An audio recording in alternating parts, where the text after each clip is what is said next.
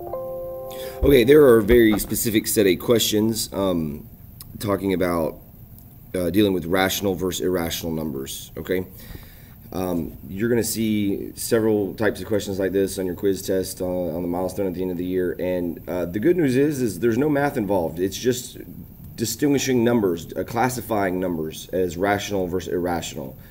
So we're going to make like a little table here of what constitute a rational number and what constitutes a irrational number. Okay, so we're going to look at rational versus irrational. And remember, the word irrational means doesn't make a whole lot of sense. All right, it's hard for us to conceptualize irrational. It means it doesn't make a whole lot of sense to us. Okay. What I like telling kids is the definition that you're going to see in a textbook is a little bit different than the definition I give for irrational. I tell kids, if you have seen it before this year, it is a rational number. Okay, the whole reason we talk about irrational numbers in the 8th grade is because we deal with the square roots. All right, if you have the square root of a non-perfect square, it's going to be irrational every time. So if it's a multiple choice question, which of the following numbers is irrational? You look at the square root of the non-perfect square and you stop there. You don't look at any of the other answer choices. If it says like something like the square root of 17, you're done. That's irrational every single time. All right, square root of 24, irrational every single time. Having said that, the definition that your textbook's going to get is if you can make it into a fraction. So if a number can be written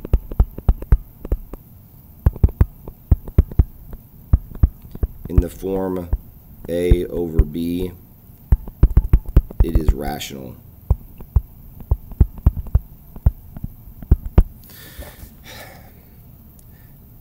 Basically, is if you can turn a number into a fraction, that means it's rational. The thing I don't like about this definition is there are exceptions to it. You know, there are exceptions to that.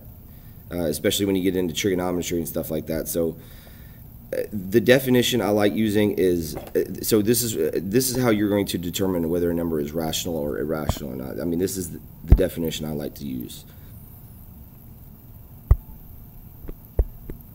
Let's say a number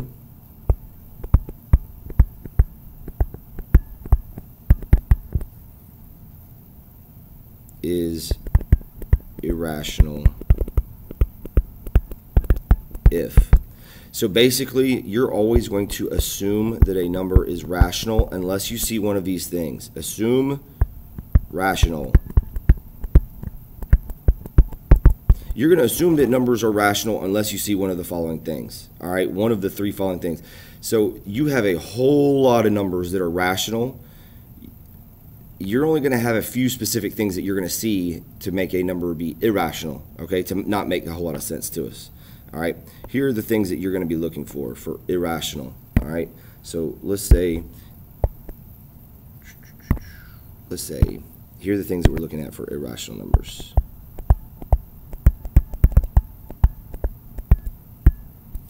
Square root of non-perfect squares.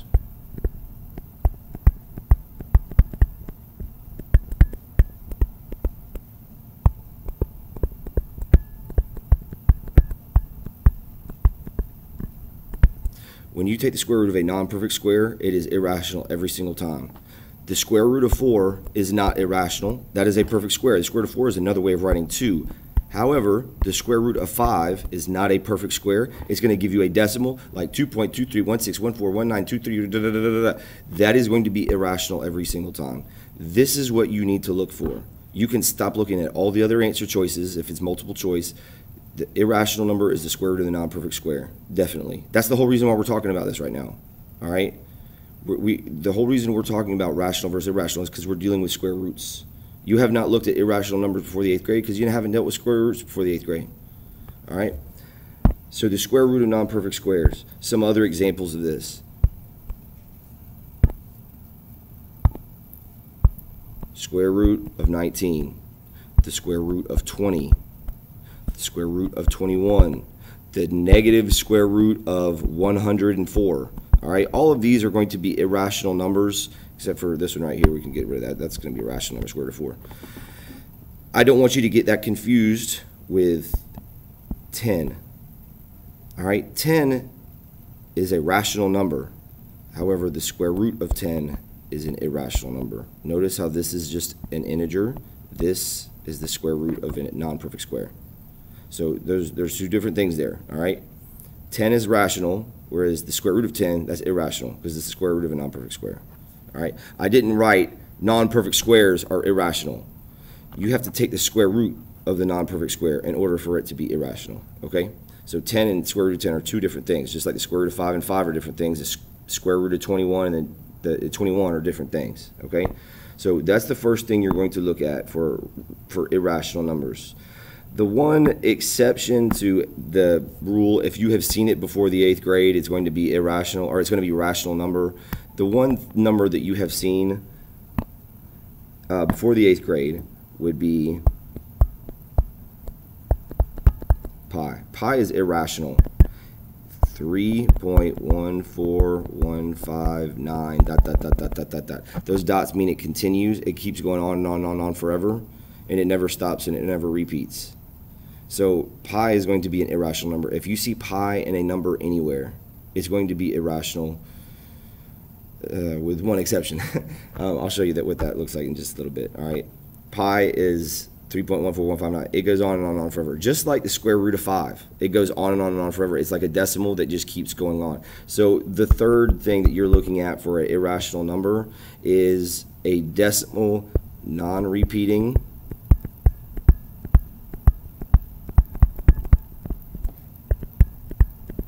non-terminating, terminating means stopping, decimal. Non-repeating, non-terminating decimal. So an example of this, 5.714130009 dot dot dot dot dot. All right, that is a non-repeating, non-terminating decimal. The dots right here mean it keeps going on forever. If those dots weren't there, that's a different question. But that right there is a non-repeating, non-terminating decimal, 0.004179. That's actually a rational number. But these dots right here mean that it's irrational because this is not repeating, and those dots means it's continuous. It keeps going. 0.004179 dot dot dot dot dot. That would mean that it's an irrational number. So it's irrational to us because nothing in our lives goes on and on and on forever. All right? And doesn't repeat, you know what I mean? Like, so 0.0041792361. I mean, if it doesn't stop, it doesn't make a whole lot of sense to us. It's irrational. So you're looking at three things. You're looking for crazy bobo decimals that look like this. They just keep going on. They have decimals, or they have these little continuous dots right here. You're looking for the square root of non-perfect squares, square root of 5. And you're also looking at anything that contains the pi. If you don't see one of those three things, it's rational. That's there to throw you off. Let's go through and look at the types of numbers that are going to give you, that are going to be rational. All right? Rational. There's a lot of them, okay? Basically, if you've seen it before this year, it's going to be a rational number. All right? So, types of rational numbers. Integers. 4, -5, 2,142.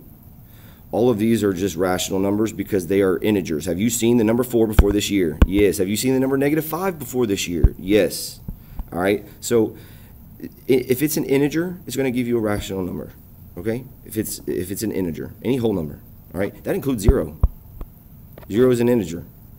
0 is a rational number. All right. Integers.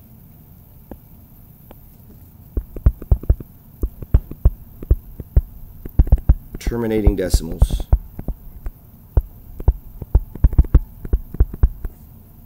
Terminating means stops, okay? It stops right there. So an example of a terminating decimal would be 14.3. It stops right there with the 3. You know, it doesn't keep going. Now, if you have the dot, dot, dot afterwards, you don't really have a whole lot of information to go on. You don't know if it's repeating. You don't know if it's continuing. I mean, you know it's continuous. It has the dot, dot, dot afterwards. But you're not going to see anything like that. Okay, 14.3, 5.792. It stops right there at the 2. 0.349. 1,247.62. All of these are terminating decimals because they stop. They're decimals that end right there. In order for you to have a decimal that is irrational, it's got to have the dot, dot, dot. That means it's got to continue. All right. Now, that doesn't necessarily mean it's irrational, but it's got, I mean, every irrational number is going to have that dot, dot, dot afterwards because that means it keeps going. It's continuous. All right. The next type of rational number is repeating decimals.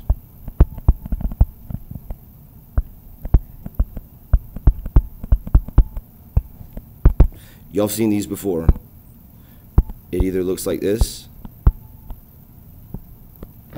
which means that little bar right there means it's repeating, or it now can look like this. 4.719719 dot, dot, dot. That looks like it's an irrational number, but you need to check to see if there's a pattern. If there's a pattern, it means it's going to be a repeating decimal. If there's not a pattern, it means it's not going to be rational. 4.719719. If you know what the next number is going to be, it's going to be a repeating decimal. Let me say that again. If you know what the next number would be, it's going to be a repeating decimal. 107.34170341 dot, dot, dot, dot. You know, it looks like it's irrational. I know, I get it. It's there to throw you off. 107.34170341. If you know the next number, there would be a 7. So if you know what the next number is going to be, it's going to be a repeating decimal. All right, that's another example. Repeating decimals. Repeating is rational. Repeating decimal is rational. Another way that we could see it written would be, you know, 0.666666666. Da, da, da, da. If it has those dots right there, that means it continues. If you know what the next number is going to be, it's going to be a rational number. Okay. Repeating decimals are rational. Terminating decimals are rational. Fractions are rational. Have you seen a fraction before this year? You betcha. So 5 halves. Yes, I know. It is an improper fraction. Oh, improper must be, it's irrational. No, no, no, no, no. If it's a fraction, it's rational. In fact, the definition means if it can be made into a fraction, it's going to be rational. 5 halves is a rational number because it can be made into a fraction. 1 3/4. 7/9. 15/2111. All right, all of these are fractions. I don't care if it's a mixed number, a improper fraction, if it's you know, some sort of crazy bobo looking fraction. The one exception to this, and I've always said fractions are rational, fractions are rational, fractions are rational. The one exception to this is you see in trigonometry a lot numbers like this. 3 pi over 2. Yes, that's a fraction. However, there's an irrational number in the numerator. This is irrational. So remember, if you see one of those things, it's going to be irrational. Or if you see pi, if you see a number that goes on and on forever, it doesn't repeat, or if you see the square root of a non-perfect square. All right. Oh boy, they're starting to knock down the door.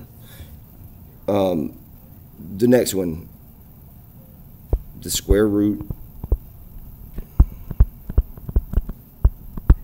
of perfect squares.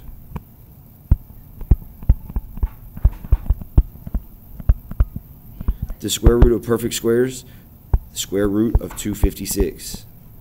The square root of 361, the square root of 16.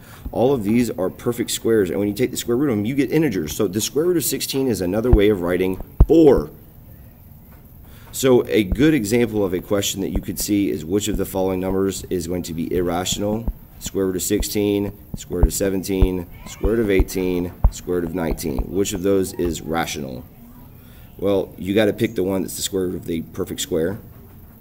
Square root of 16 is going to be a rational number. All right.